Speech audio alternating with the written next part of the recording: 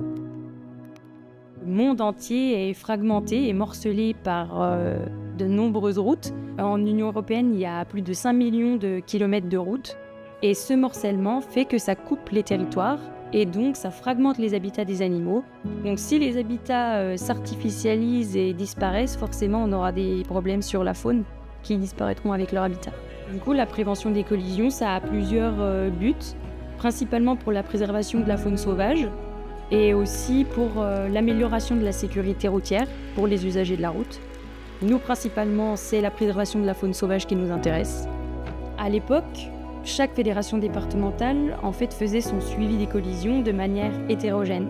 Suite à ce constat, la Fédération régionale des chasseurs Auvergne-Rhône-Alpes avec d'autres fédérations départementales ont décidé de créer Vigifone pour que le recensement de ces collisions soit standardisé, normé et simple d'utilisation.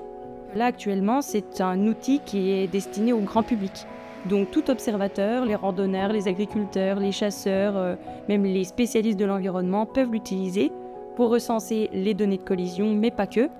Maintenant, elle a été développée pour renseigner des données de présence d'animaux vivants, donc d'animaux morts, d'indices de présence ou de dégâts causés par la faune sauvage. Toutes les données qui sont recensées sur Vigifone contribuent à l'Observatoire des collisions régionales et le CEREMA, après, fait une analyse fine des données de collision pour essayer de mettre en avant les tronçons les plus accidentogènes sur le territoire. C'est un argument pour les collectivités et les gestionnaires pour leur dire ici il faudrait faire quelque chose vu que c'est considéré comme un tronçon accidentogène. Les collisions, on peut les gérer de différentes manières. Soit on agit sur la faune, soit on agit sur les automobilistes. Si on veut s'intéresser à la faune sauvage, on peut par exemple mettre des dispositifs de piquets réflecteurs au bord des routes, qui est un outil finalement assez simple à mettre en œuvre, puisque c'est des piquets qu'on pose le long de la route.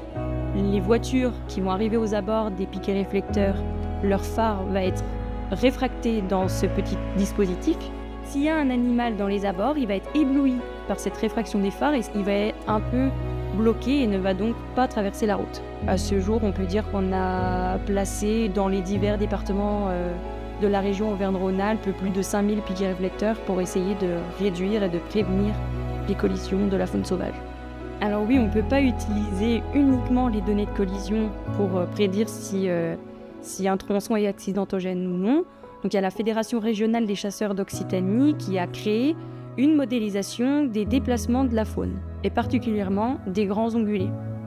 Cette modélisation, elle représente finalement les trajets les plus courts et les moins coûteux pour les animaux pour se déplacer. Donc si on cumule tous ces outils, la modélisation via fauna, les données de collision et d'autres outils qu'on pourrait avoir à notre disposition, on peut avoir des éléments robustes pour convaincre les gestionnaires et les collectivités pour préserver la faune et par la suite les automobilistes.